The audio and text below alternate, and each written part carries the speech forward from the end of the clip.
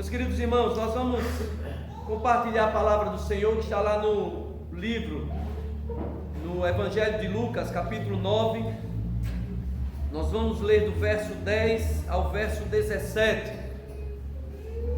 Lucas 9, do verso 10 ao verso 17. Nós já oramos pedindo a iluminação do Espírito Santo e cremos que é Ele quem nos dá compreensão da sua palavra, que a palavra do Senhor seja aplicada aos nossos corações. Meus irmãos, são 74 anos de história. Eu creio que ninguém estava lá dos que aqui estão, mas como bem disse o pastor Auricimar, muita gente passou durante esses 74 anos e muitos contribuíram, deixando um pouco de si. Já partiram para a glória, partiram para outras cidades, estão aí abençoando outras comunidades, e agora estamos nós aqui fazendo parte dessa mesma história. Eu já conversei com alguns que já contaram muitos e muitos casos. Joaquim mesmo, agora vou citar Joaquim de verdade, que chegou aqui vindo de outra igreja e aqui foi alimentado, discipulado. Silvinho, Marco Alessio aqui, da geração, assim, Joaquim, Silvinho, Marco Alessio, da mesma geração, Renê também, muitos, e mais recentemente, alguns mais jovens, como eu, né? Mas cada um vem, contribui, cada um é marcado por essa igreja, mas mais do que ser marcado, cada um tem a responsabilidade de marcar também através dessa igreja. Seria muito triste para nós, seria muito triste para a história desta igreja e para a história de qualquer uma igreja, qualquer uma comunidade local, passarmos pela história sem sermos notados, passarmos pela história sem marcarmos vida, passarmos pela história sem termos a clara convicção de que naquilo que coube a nós, no tempo que foi determinado por Deus, nós não cumprimos a nossa missão como igreja, não fomos relevantes para a nossa cidade, para as pessoas que aqui vieram, ou para as pessoas com as quais nós nos envolvemos, porque a igreja do Senhor que se reúne neste lugar não é só esse prédio, não se reúne só aqui, é a igreja do Senhor lá na academia, é a igreja do Senhor nas escolas da cidade, é a igreja do Senhor no comércio, é a igreja do Senhor no meio das famílias aqui representadas. Seria muito triste e não haveria nada o que comemorar se nós passássemos despercebidos pela história. Jesus Cristo viveu menos do que esses 74 anos de história que nós estamos comemorando. Viveu 30 anos como um homem comum e depois cerca de 3 anos no efetivo exercício do seu ministério. Mas foram anos suficientes para impactar toda a história do mundo. Foram anos suficientes para alterar um calendário. Foram anos suficientes para fazer com que a sua vida reverberasse por anos e anos e séculos, e nós estamos 2 milênios aqui como efeito de alguém que foi relevante na história. Ele viveu e viveu para um propósito. E a igreja do Senhor neste lugar existe para um propósito. A igreja do Senhor recebeu a responsabilidade de continuar perpetuando, fazendo ecoar aquele ministério que foi visto há 2000 anos. Essa é a nossa responsabilidade, sermos tão relevantes para a nossa sociedade, tão relevantes para a nossa geração, como Cristo foi no passado. Como aqueles nossos irmãos que aqui fundaram esta igreja foram relevantes no seu momento histórico. Eles fizeram sua parte e nós precisamos continuar a fazer a nossa parte. É triste notar, meus irmãos, por exemplo, quando nós voltamos os olhos lá para a Europa, a igreja lá na Escócia, onde John Knox foi pastor, o pai do presbiterianismo, um homem que impactou uma nação, a rainha da Inglaterra, quando a Escócia era separada ali da Inglaterra e vivia em discórdia, em divisão, em litígio com a própria Inglaterra, ela disse: eu tenho mais medo de um dia de oração deste homem, John Knox, do que todas as tropas do exército da Inglaterra. John Knox, o pai do presbiterianismo. Mas a igreja que John Knox pregou hoje é um bar. É um bar na Escócia. O templo está lá e dentro funciona um bar, uma boate. Quando nós declaramos que as portas do inferno não prevalecem contra a igreja, é contra o corpo místico de Cristo, não contra a igreja local. Porque igrejas locais fecham as portas. Igrejas locais morrem. A Europa está aí como testemunha. Porque deixam de ser relevantes. Porque deixam de cumprir a missão que o Senhor lhe deu. De ser relevante para a sua geração. De falar de modo contemporâneo para os seus dias. De dar resposta aos seus dias. O texto que nós lemos é um texto que fala da multiplicação dos pães e dos peixes, e nós lembramos muito desse texto, admirados do grande milagre que ocorreu ao se ver 5 pães e 2 peixinhos alimentar mais de 5.000 pessoas.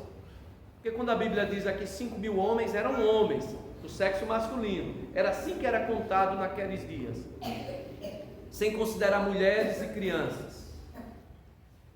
O Senhor foi relevante na sua geração, multiplicou aqueles pães, aqueles peixes, e nós nos admiramos do milagre final.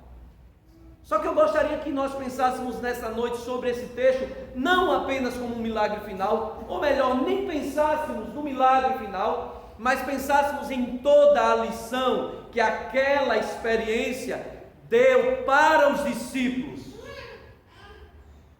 Eu queria que nós hoje não pensássemos na multidão, nem tanto no ato extraordinário, miraculoso de ver pães se multiplicarem, mas eu queria que nós pensássemos hoje nas lições que aquela experiência deixou e impregnou os discípulos, a fim de que eles dessem seguimento à missão de Jesus e fossem tão relevantes para gerações que sucederiam aquela geração quanto Jesus foi.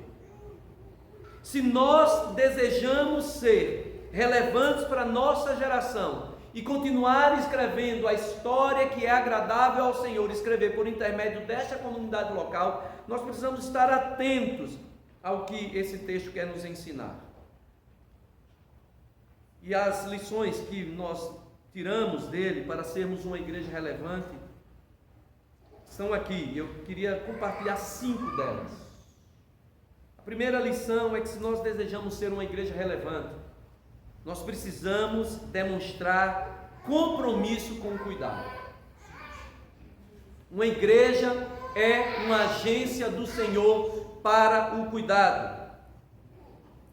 Antes de alimentar, antes de ver os pães se multiplicarem, Jesus demonstra cuidado, atenção à necessidade daquele povo. Jesus demonstra sensibilidade com a realidade do seu entorno, com a realidade daqueles que estavam ali. Lembremos que nem todos os que estavam ali eram os eleitos de Deus. Muitos seguiam a Jesus por curiosidade, outros seguiam apenas para criticá-lo. Nem todos eram, mas mesmo assim, Jesus responde à necessidade, à urgência daquele povo. Enquanto, diante daquela realidade, Senhor, o dia já está caindo, acabando, temos muita gente aqui e não temos como alimentá-lo. Senhor, despede esse povo, despede, que cada um se vire, que cada um vá para as aldeias e procure os recursos para eles mesmos.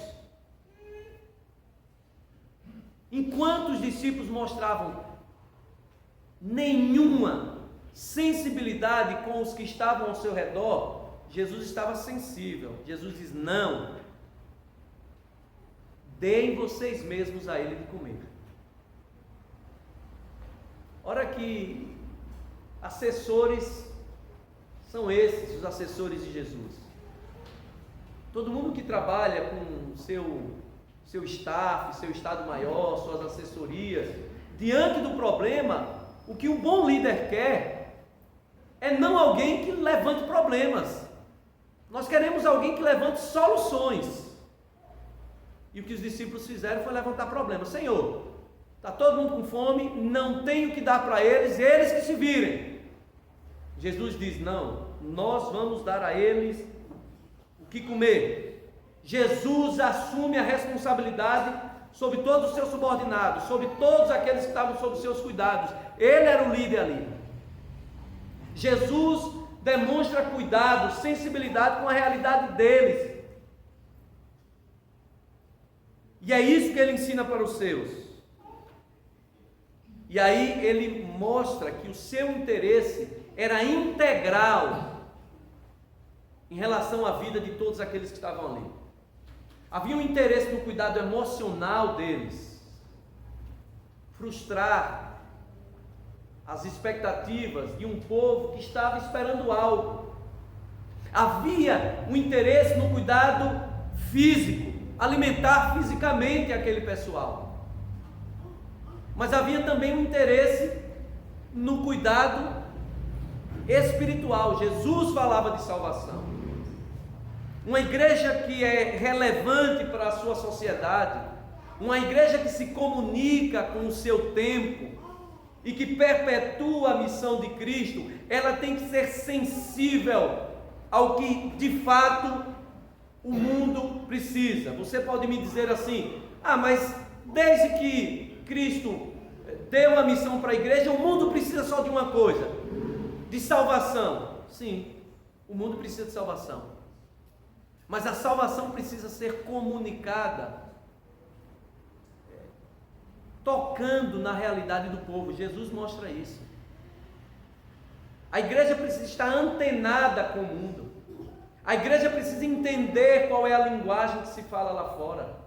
A igreja precisa entender de que maneira o anseio dos homens tem sido demonstrado nesta geração, sob a pena de nós estarmos falando em AM, enquanto o mundo lá fora está se comunicando em FM. É o que aconteceu com a igreja na Europa. Ela foi se enrijecendo, se ensimesmando, olhando só para dentro dela mesma, e perdeu a comunicação com o mundo, e ela se tornou irrelevante para o mundo. Uma igreja relevante, ela está sensível ao seu tempo, está atenta ao cuidado com aqueles que estão vivendo em seu tempo, para comunicar o evangelho, que é imutável, de uma forma que se possa compreender hoje em dia. Há quem resista, por exemplo, ao uso de mídias, de recursos tecnológicos, que ache que pastor tem que ser só ponto de madeira e pronto. Isso é de uma ignorância absurda. Esse instrumento aqui multiplica o alcance da nossa mensagem. O mundo está lendo a partir disso, e nós vamos continuar combatendo os moinhos de vento acreditando que eles são gigantes. E nós estamos falando, vamos continuar falando, de uma forma que ninguém nos compreende, e nós, numa postura semelhante aos discípulos, dizendo: o problema deles, eles que procurem os alimentos deles. Essa igreja nunca será relevante, mas a igreja relevante está sensível à realidade, está pronta a cumprir a missão de cuidar. Mas uma igreja relevante é também uma igreja que deve agir com visão e planejamento. Apesar de estar num lugar deserto, remoto, dos poucos recursos que estavam ali à disposição de Jesus e dos seus discípulos, nós não podemos correr o risco de super espiritualizar as ações de Jesus. Apesar de ser Deus, ele era homem e ele era organizado, ele tinha visão e planejamento. Portanto, uma igreja relevante não é aquela que faz as coisas de qualquer jeito, que diz: não, é para Deus, ele está vendo o meu coração, vale qualquer coisa. Então faz as coisas meia boca. Não, é para Deus. Eu sou do Ministério de Louvor. É para Deus, vai de qualquer jeito. Não vai de qualquer jeito. Se não ensaiar, se não se habilitar, se não der o seu melhor, é melhor que não cante. Eu sou professor da escola bíblica dominical. É para Deus, Deus está vendo o meu coração, vai de qualquer jeito. Não, se você não se prepara e não tem condições, que fique no banco. Eu sou um líder da igreja, vai de qualquer jeito.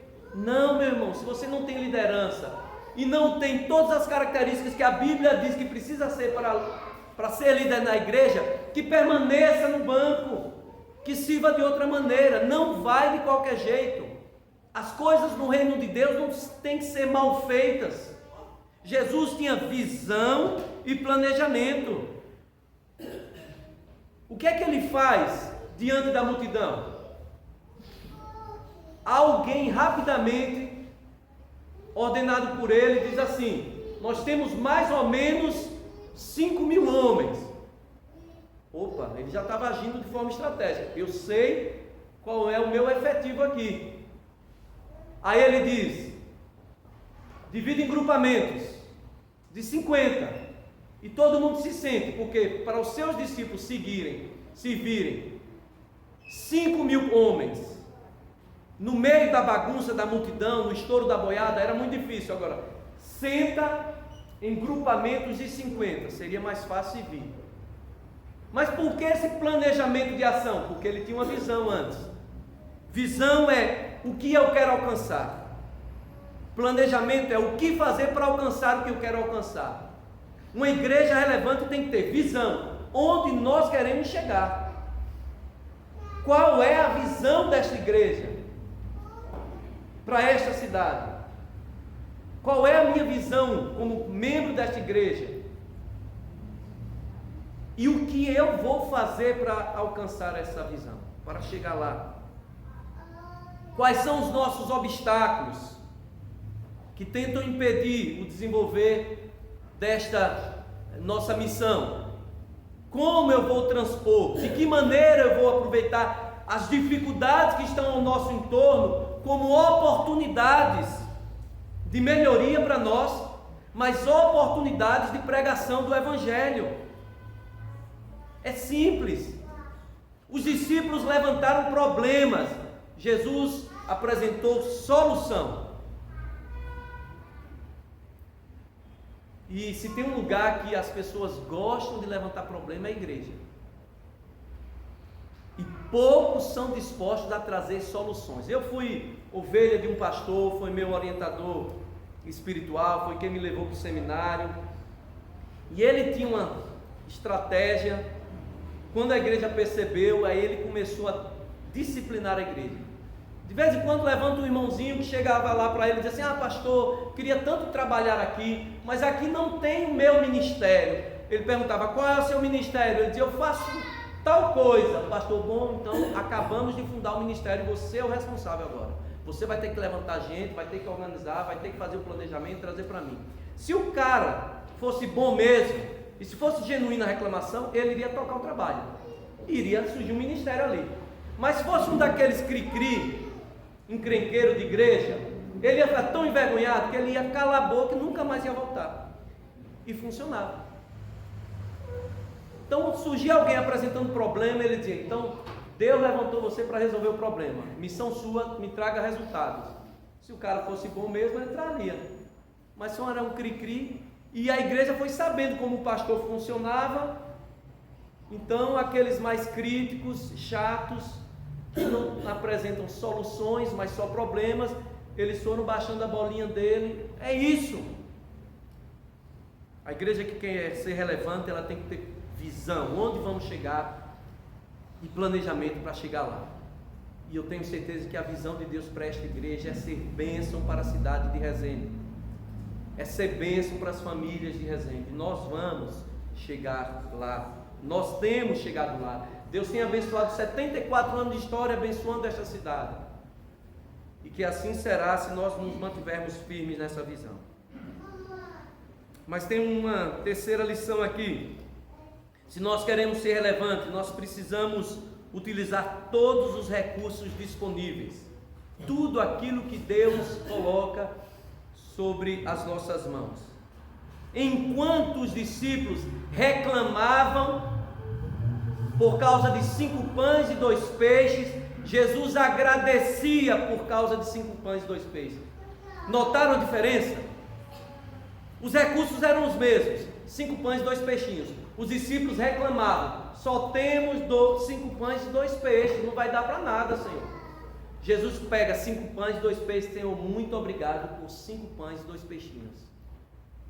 Nós precisamos utilizar todos os recursos que o Senhor põe sobre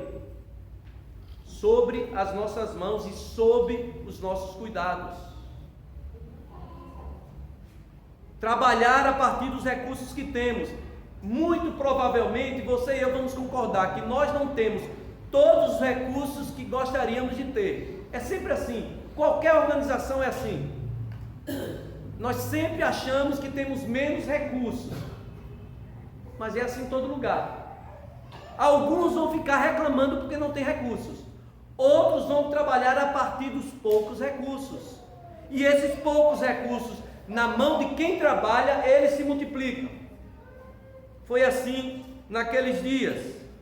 Jesus agradece, e para que os nossos poucos recursos se multipliquem, nós precisamos ser gratos, sempre gratos a Deus. Deus tem nos abençoado. Quantos recursos aqui? Os irmãos no louvor, os irmãos na escola bíblica dominical, nós temos muitos professores, os irmãos na diaconia, os irmãos no conselho dessa igreja, os irmãos que pregam aqui, os irmãos que se dispõem, aí começam agora um trabalho com surdo-mudo, com libras, melhor dizendo, os irmãos que se dispõem e começam um coral, os irmãos que vêm, que contribuem generosamente, não só com o seu tempo, mas também com seus recursos financeiros. São os recursos que Deus tem nos dado. Que bênção! Precisamos ser gratos por eles. Mas nós precisamos estar sempre atentos a quais recursos o Senhor tem nos dado. Nós precisamos saber disso. Eu lembro ali, início dos anos 2000, eu era uma criança, mas lembro, a igreja de vez em quando tem aquelas modas, né? E eu lembro que naquela época o que estava bombando era rede ministerial, e o lema era: a pessoa certa, no lugar certo, pela causa certa. E algumas igrejas começaram a fazer aqueles cursos de rede ministerial e aquelas, como se fossem testes vocacionais para descobrir qual é o seu dom, e inserir. A ideia era muito boa mesmo. Mas ainda que não seja um movimento, nós temos que ter essa visão. Deus deu dons à igreja para a edificação do corpo de Cristo. São os recursos, e nós precisamos fazer bom uso desses recursos, mas sempre com gratidão, com sabedoria, mesmo que sejam poucos. Mas são poucos aos nossos olhos, mas são suficientes aos olhos daquele que tem poder para multiplicar os recursos da igreja. Foi assim que ele fez ali, apenas 5 pães e 2 peixinhos, ele multiplicou, porque Deus sabe maximizar os nossos recursos. Basta que nós nos disponhamos, deixemos a nossa inércia. Eu sou meio agitado, eu acho que eu tenho TDAH e Raquel tem certeza. Eu sou um pouco hiperativo ou muito. E quem trabalha mais de perto comigo, eu já até falei assim, eu sou agitado, eu não espero que você ande no meu ritmo, mas eu espero que você dê resultados, certo? E porque se tem uma coisa que me inquieta, é trabalhar com gente que não tem iniciativa. Me inquieta, ter que estar chicoteando alguém para fazer o que ele deveria estar fazendo. Então eu acho que iniciativa é algo que todos nós podemos ter, para pôr a serviço do reino o que Deus pôs nas suas mãos. Eu estou vendo aqui pessoas, e todos aqui têm dons que precisam ser postos ao serviço do reino. O desafio é, qual é o meu recurso? A igreja que quer ser relevante, ela precisa também agir sempre com justiça. O texto sagrado diz que depois de multiplicar os pães e os peixes, no final, todos comeram e se fartaram, e ainda sobrou o quê? 12 cestos. Justiça não é dar tudo igual para todos. Aos iguais, tratamento igual, aos diferentes, tratamento diferente. E isso não é privilegiar uns em detrimento do outro, não. Na igreja há ordens. Justiça é fazer com que todos tenham aquilo que é necessário para eles. Eu tenho certeza aqui que aquele que era mais comilãozinho, comeu mais. E o que era mais cheio, Patrícia, o Coronel Euler estão voltando para o Nordeste, eles vão saber. Vocês já ouviram essa expressão? Eu estou meio com fastio. Já viu? No Nordeste, eu estou enfastiado, ou seja, eu estou meio fastioso, assim, a pessoa come muito pouco, assim, tal. O mais comilãozinho, guloso, comeu muito e se fartou. O mais fastioso comeu pouco, mas também se fartou. Isso é justiça. Não é dar um pão para um comilão e um pão para o mais fastioso. Você precisa quanto? Não, para eu me satisfazer eu preciso 5 pães. Como assim? Você, só meio pão, mas eu estou satisfeito. Todos estavam satisfeitos. Um pode ter comido mais, outro menos, mas houve o suprimento da necessidade de todos. Isso é justiça. Quem mais comia, comeu mais. Quem menos comia, quem mais comia, comeu mais. Quem menos comia, comeu menos. E de onde vem essa ideia? Da mesma experiência do Senhor lá no Antigo Testamento, no Maná. Quando Ele dá o pão, Ele diz assim: cada um pegue o que vocês quiserem, o suficiente para um dia só. Aqueles que confiaram que Deus daria, comeu, Deus vai dar no outro dia, deu. Aqueles que não confiaram, juntaram maná para outro dia. O que é que aconteceu? Apodreceu. Mas todos se fartaram. Todos precisam receber as mesmas oportunidades. Na parábola dos talentos, o Senhor dá para todos. No entanto, dá 5 talentos para um, 2 talentos para outro e 1 talento para outro. Houve justiça, porque todos tiveram oportunidade. Mas cada um recebeu segundo a sua capacidade. Isso é justiça. Todos aqui precisam ter as mesmas oportunidades. Lá fora, todos precisam ter a mesma oportunidade de ouvir o Evangelho. Alguns, um Evangelho simples será o suficiente. Outros vão precisar de um Evangelho mais rebuscado, de uma explicação mais profunda. Alguns de uma maneira mais simples, outros de uma maneira mais intelectualizada. Alguns na simplicidade de uma vida tranquila, outros diante da dor e do sofrimento. Mas todos precisam receber com justiça o Evangelho para que eles se fartem segundo a vontade de Deus. E por fim, meus irmãos, uma igreja que quer ser relevante, e aqui está a mais importante característica de uma igreja relevante. Essa igreja precisa ter confiança no poder de Deus. Jesus demonstra. Nós nos surpreendemos com o milagre, não é isso? Mas antes do milagre, Jesus já dá graça ao Pai por aquilo que haveria de acontecer. Jesus sabia que o Pai iria alimentar a todos. Ele deu graças. E quem dá graças por aquilo que ainda não tem, demonstra confiança. A igreja que quer ser relevante na sua cidade, no seu contexto, na sua época, ela não pode abrir mão de confiar no Senhor, porque a igreja não é empresa, igreja não se compara a nenhuma outra instituição. Todos os outros princípios que eu falei até aqui se aplicam a qualquer instituição, princípios de liderança, princípios de gestão para qualquer instituição. Agora esse último é mais importante, porque aqui a confiança no Senhor é aquele que diz assim: Senhor, tudo nós fizemos, mas se o Senhor não disser assim seja, não será. Tudo nós fizemos, mas nós confiamos no milagre do Senhor. A igreja é uma instituição divina. A igreja marcha de joelhos. A igreja marcha no ritmo que o Senhor marcha. Assim como Israel, que andava no deserto no ritmo da nuvem. Se a nuvem parasse, o povo parava. Se a nuvem andasse, o povo marchava. É o Senhor quem determina o ritmo da nossa marcha. E é isso que nos faz diferente de qualquer outra instituição. E como disse o pastor Aurismar, é isso que nos faz a instituição que vai perseverar até o final, porque todas as outras vão passar. É o Senhor quem realiza em nós, tanto querer quanto efetuar. E é por isso que nós estamos há 74 anos marcando a história dessa cidade. É por isso que nós estamos há 74 anos marcando a história, não só de Resende. Quantos aqui não são de Resende? Como eu, fui acolhido aqui, estou aqui, e um dia que eu fui embora, eu fui marcado e vou levar essa marca para outro lugar, e muitos assim foram.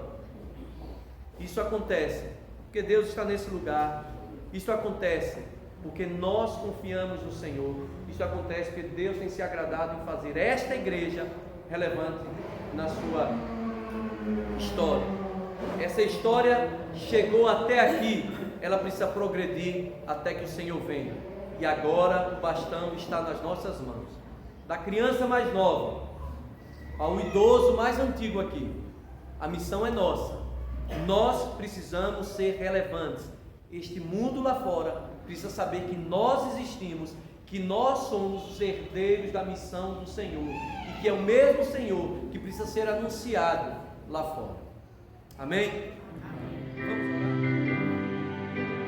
O universo chora, o sol se apagou, ali estava morto o Salvador, seu corpo lá na cruz, seu sangue derramou, o peso do pecado ele levou.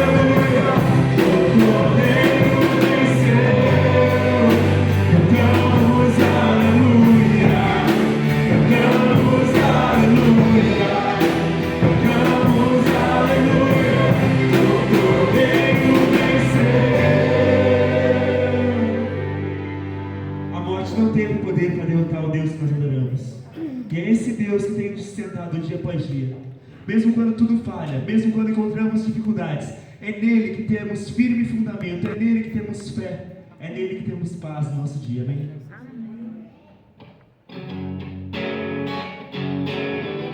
Louvemos a esse Deus que é acima de tudo e exaltado sobre todos. Tu és minha porção, tu és a minha herança, tu és o meu socorro nos dias de tribulação.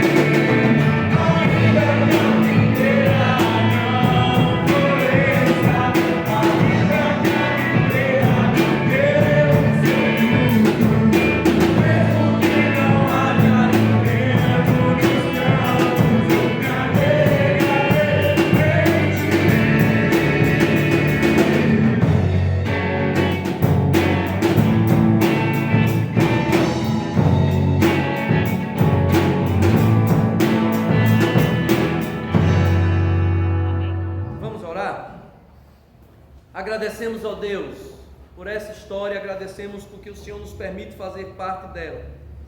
Pedimos, Senhor, que, assim como aqueles que passaram, muitos dos quais já partiram para a eternidade, para a glória, que possamos dar continuidade, fazendo a nossa parte, sendo relevante, ó Deus, sensíveis à realidade do nosso entorno, respondendo, Senhor, à necessidade deste mundo, alimentando este mundo, com visão, com planejamento, mas sem jamais deixar de confiar no Senhor.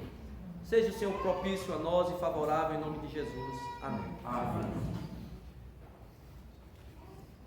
nós que prossigamos como igreja que faz a diferença. O profeta diz que não devemos menosprezar o dia dos humildes começos. E hoje nós temos um dia de humilde começo. O nosso coral está começando, está nascendo, vai cantar aí um cântico ao Senhor.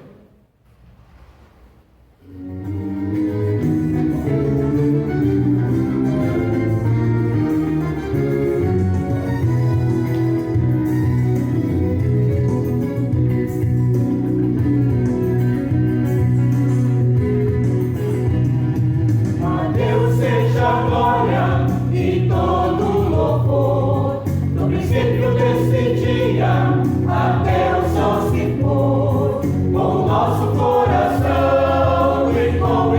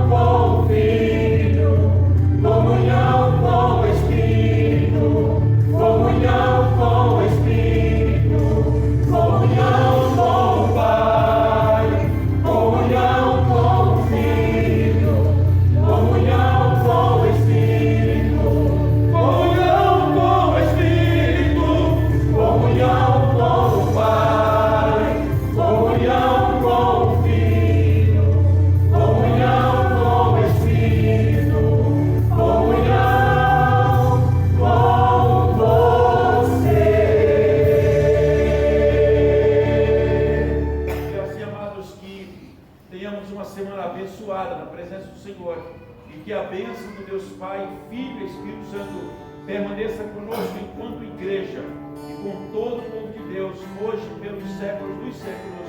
Amém.